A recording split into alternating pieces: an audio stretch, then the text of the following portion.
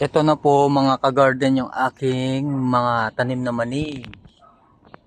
Mani sa tag-ulan. Ayan ah. Medyo tig-isang dangkal po yung layo nila. Mayroon akong tanim dito na 10 piraso.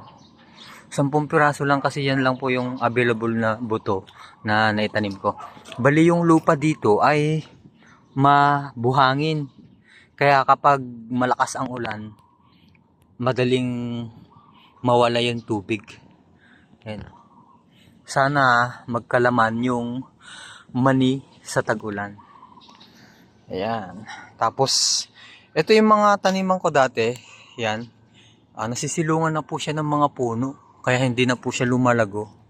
Kaya kailangan kasi talaga ng mga tanim po natin ng araw para maganda yung tubo nila. Tapos ito na po yung malunggay ko. Yan. Yung aking malunggay na galing sa buto.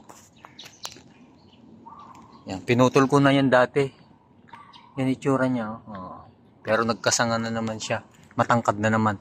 Pero kailangan putulan na naman po yan mga garden para sa susunod mababa lang.